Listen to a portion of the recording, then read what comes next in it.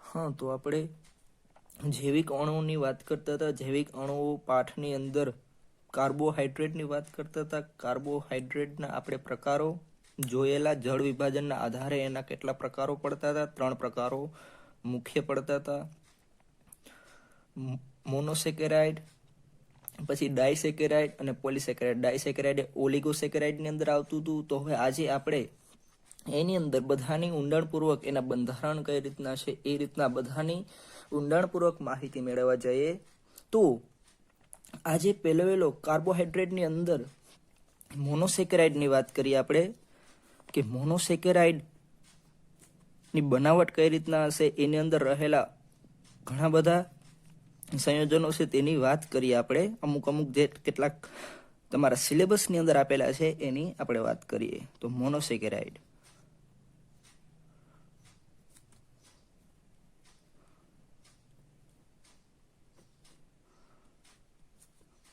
તો મોનોસેકેરાઇડ છે એનું બંધારણ, એની અંદરની રચના જોવા જાય તો કેવી હશે? તો એ પણ મોનોસેકેરાઇડ પણ કાર્બન પરમાણુઓની સંખ્યાના આધારે એની અંદર, જેમ કે કાર્બન પરમાણુની સંખ્યા એટલે કે એની અંદર કેટલાક કાર્બન પરમાણુ રહેલા છે, કેટલાક કાર્બન રહેલા છે. કાર્બન પરમાણુની સંખ્યાના આધારે, કાર્બન પરમાણુની સંખ્યાના આધારે એની અંદર કયો ક્રિયાશીલ સમૂહ જોડાયેલો છે, કયો ક્રિયાશીલ સમૂહ જોડાયેલો છે. પહેલો મુદ્દો શું બોલ્યો? કાર્બન પરમાણુ.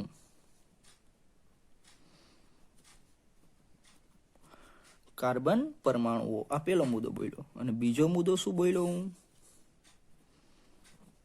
બીજો મુદ્દો તો એની અંદર રહેલા ક્રિયાશીલ સમૂહ. કયો ક્રિયાશીલ સમૂહ? બંને વસ્તુ જોઈ અને એનું નામ અને એ આપણે મોનોસેકેરાઇડનું નામ કઈ રીતના થાય, એનું બંધારણ કઈ રીતના હશે એની વાત કરવાની છે. તો હવે જો આ બે મુખ્ય કાર્બન પરમાણુની સંખ્યાના આધારે એની અંદર કયો ક્રિયાશીલ સમૂહ રહેલો છે એના આધારે એના પ્રકારો પાડવામાં આવે છે. તો મોનોસેકેરાઇડ અણુ હોય,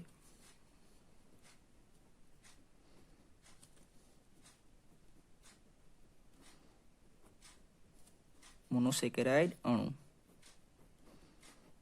મોનોસેકેરાઇડ અણુ છે એના આપણે આ રીતના કંઈક પાઠ પાડી શકીએ. કઈ રીતે? તો મોનોસેકેરાઇડનો જો એની અંદર આલ્ડીહાઇડ સમૂહ રહેલો હોય, કયા કયા સમૂહ? તો આપણે ખબર છે કે કયા કયા સમૂહ રહેલા હોય, તો કે બે સમૂહ. કયા? એક CHO અને બીજો ketone, C double bond O. તો હવે જો મોનોસેકેરાઇડની અંદર CHO સમૂહ હોય, CHO સમૂહ હોય, આલ્ડીહાઇડ સમૂહ હોય, એટલે કે જો મોનોસેકેરાઇડ અણુ કાર્બન પરમાણુની અંદર આલ્ડીહાઇડ સમૂહ ધરાવતો હોય, તો એની પાછળ આલ્ડોઝ લખવામાં આવે. શું લખવામાં આવે? આલ્ડોઝ. ખાસ યાદ રાખજો, આના પરથી એનું નામકરણ આવશે. CHO મોનોસેકેરાઇડ અણુ છે, CHO સમૂહ ધરાવતો હોય, એટલે કે કાર્બન પરમાણુની ઉપર કે નીચે કે જો CHO સમૂહ જોડાયેલો હોય તો એને આલ્ડોઝ કહેવામાં આવે છે. જો કીટોન સમૂહ હોય, જો કીટોન સમૂહ ધરાવતો હોય, એટલે કે કીટોન સમૂહ C ડબલ બોન્ડ O સમૂહ ધરાવતો હોય તો એને કીટોઝ કહેવામાં આવે. કીટોઝ સ્વરૂપે એને ઓળખવામાં આવે. કઈ રીતના? તો એના બંધારણ અમે નીચે લખેલા છે. એનું નામકરણ કઈ રીતના કરવું, કયો શબ્દ લગાડવો, કયો સમૂહ જોડાયેલો છે, અને એની વાત કરીએ તો જો કાર્બન પરમાણુ 3 હોય, શું? કાર્બન પરમાણુ 3 હોય તો એનું સામાન્ય શબ્દ થાય ટ્રાયોઝ. શું થાય? ટ્રાયોઝ. અને એનું નામ જોવા જાય તો આલ્ડીહાઇડ. જો એની અંદર 3 કાર્બન હોય તો ટ્રાયોઝ સામાન્ય શબ્દ છે, આ તો બધામાં સામાન્ય શબ્દ જ રહેશે. જો 3 કાર્બનની અંદર આલ્ડિહાઇડ સમૂહ રહેલો હોય તો એનું નામ થશે આલ્ડો ટ્રાયોઝ. આલ્ડિહાઇડ એટલા માટે આલ્ડો લગાડવાનું અને છેલ્લે ટ્રાયોઝ, આલ્ડો ટ્રાયોઝ. જો 3 કાર્બન હોય અને જો મોનોસેકેરાઇડ અણુની અંદર કીટોન જોડાયેલો હોય, શું જોડાયેલું હોય? કીટોન જોડાયેલો હોય તો કીટો ટ્રાયોઝ થશે. શું? કાર્બન પરમાણુની સંખ્યા 3 જ, સામાન્ય શબ્દ ટ્રાયોઝ જ રહેવાનો છે. જો આલ્ડિહાઇડ સમૂહ જોડાયેલો હોય એની અંદર તો આલ્ડો ટ્રાયોઝ, અને જો કીટોન જોડાયેલો હોય તો કીટો ટ્રાયોઝ.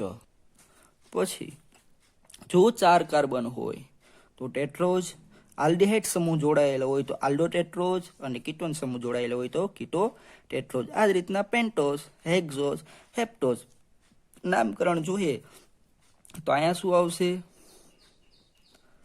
આલ્ડો પેન્ટોઝ, અને અહીંયા શું આવશે? કીટો પેન્ટોઝ. આ બંને નામ તમારે તમારી રીતે લખવાના છે અને મને કોમેન્ટની અંદર કહેવાનું છે કે એના નામ શું થતા હશે. બરોબર. તો આ હતું મોનોસેકેરાઇડ.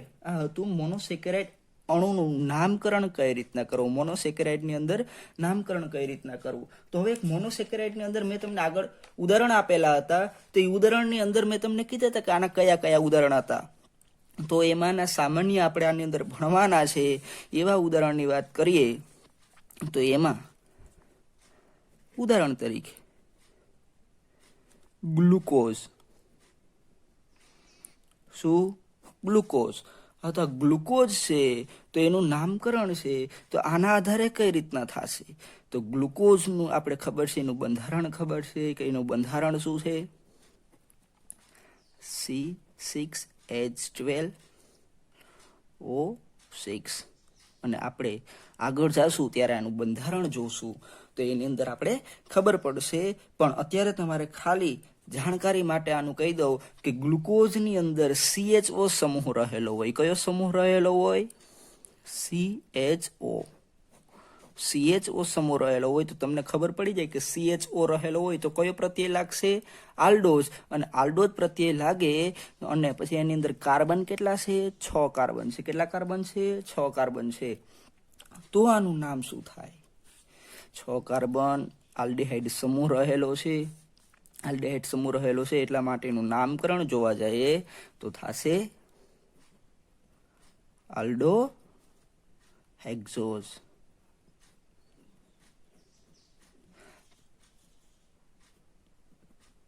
કેમ આલ્ડો હેક્ઝોઝ આવ્યું? તો આલ્ડો એટલે આલ્ડિહાઇડ અને હેક્ઝોઝ એટલે કે 6 કાર્બન. કેટલા કાર્બન? 6 કાર્બન. એટલા માટે એ લાગશે. હવે એક બીજું ઉદાહરણ ફ્રુક્ટોઝ લઈએ. મોનોસેકેરાઇડનું જ એક ઉદાહરણ લઈએ, ફ્રુક્ટોઝ. તો એનું બંધારણ પણ સેમ C6H12O6.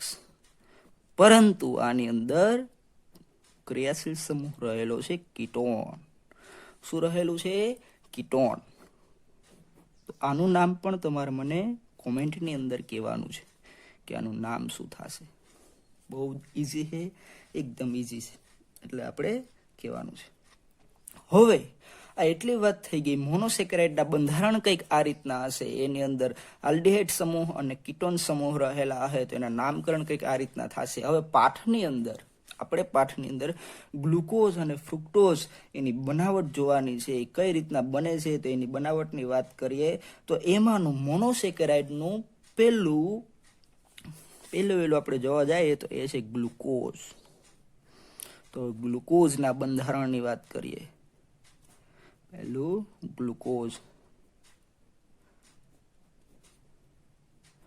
ગ્લુકોઝની બનાવટ કઈ રીતના છે, પછી આગળ જતા એની બંધારણની વાત કરશું. ગ્લુકોઝ અત્યારે ક્યાંથી મળે છે, એની ઓળખ શું?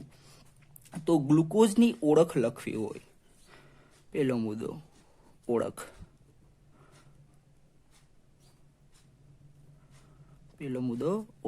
હાલો, ગ્લુકોઝની ઓળખ. તો કે તે કુદરતમાં મુક્ત સ્વરૂપે પણ મળે અને સંયોજિત સ્વરૂપે પણ મળી આવે છે.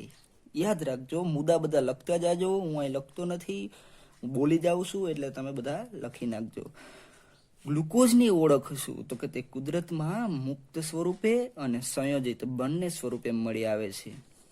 બીજો મુદ્દો, તે મીઠા ફળો અને મધમાંથી પણ મળે છે. તે મધ હોય, મધ એની અંદરથી પણ મળે છે અને મીઠા ફળોની અંદરથી પણ મળે. અને સૌથી વધારે પ્રમાણમાં ગ્લુકોઝ મળતો હોય તો એ પાકી દ્રાક્ષમાંથી મળે છે. કેમાંથી મળે? પાકી દ્રાક્ષમાંથી 20-25% જેટલો ગ્લુકોઝ એની અંદરથી મળશે. ક્યાંથી? પાકી દ્રાક્ષની અંદર. હવે એની બનાવટ જોવા જાય. આ એની ઓળખ હતી. બધા મુદ્દા લખી નાખજો. હવે બનાવટ જોઈએ. ગ્લુકોઝ કઈ રીતના બને? તો ગ્લુકોઝ 2 રીતે મેળવી શકાય. એમાંની પહેલી રીત, ગ્લુકોઝ મુખ્ય 2 રીતે મેળવી શકાય. એમાંની પહેલી રીત શેમાંથી મળે? તો એક ખાંડમાંથી બને. ખાંડમાંથી ગ્લુકોઝ મળે. અને બીજું સ્ટાર્ચમાંથી મળે.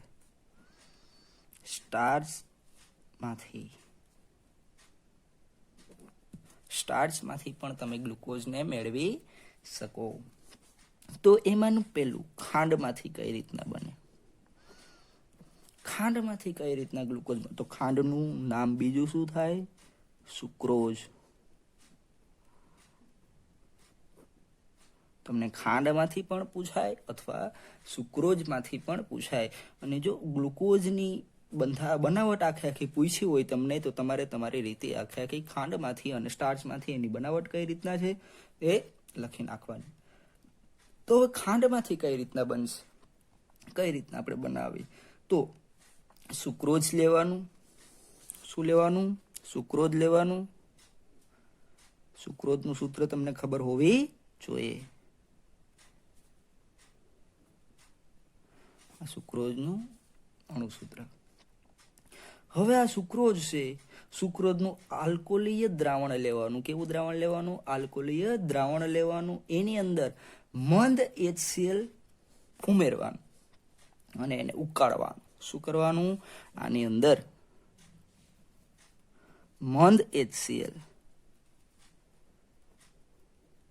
મંદ HCl લ્યો, એટલે કે H+ પણ તમે લખો તો હાલશે.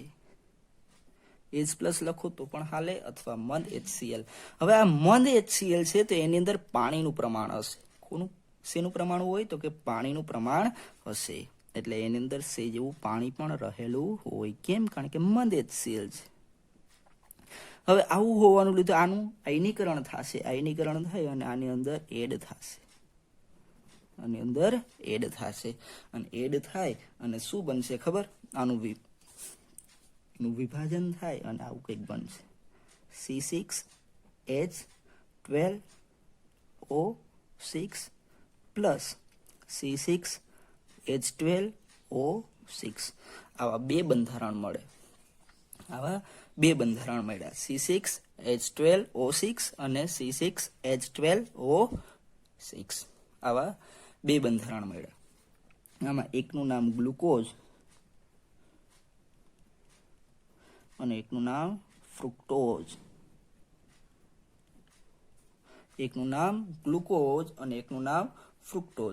તો હવે આપણે કઈ રીતના નક્કી કરશું? આની અંદરથી આપણે તો ખાલી ગ્લુકોઝ જ જોઈએ છે. ફ્રુક્ટોઝ જોતો નથી, તો ગ્લુકોઝ જોતો હોય તો શું કરવાનું? તો કે જે આ દ્રાવણ જે આ મળેલું છે એની અંદર વધારે પ્રમાણમાં આલ્કોહોલ નાખો. શું? આની અંદર વધારે પ્રમાણમાં આલ્કોહોલ ઉમેરો. તો આલ્કોહોલ વધારે પ્રમાણમાં ઉમેરશું તો આપણે ખબર છે કે ગ્લુકોઝ છે જે આલ્કોહોલમાં અદ્રાવ્ય છે.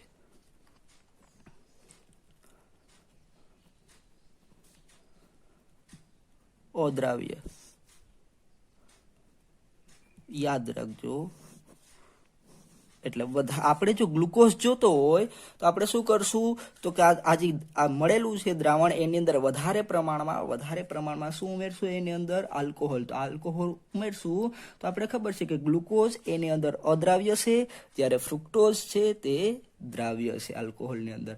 એટલે એ ફ્રુક્ટોઝ છે તે દ્રાવણની અંદર દ્રાવ્ય થઈ જશે, જ્યારે ગ્લુકોઝ છે અવક્ષેપ સ્વરૂપે નીચે મળી જશે અને પછી ગાળી લેશું. આ રીતના આપણે શું મળશે? ગ્લુકોઝ મળી જાય. બરાબર. આ આપણે મેળવું ખાંડના આધારે ગ્લુકોઝની બનાવટ. ખાંડમાંથી ગ્લુકોઝ કઈ રીતના બનાવો તે. હવે બીજું સ્ટાર્ચમાંથી. સ્ટાર્ચ અથવા સેલ્યુલોઝ.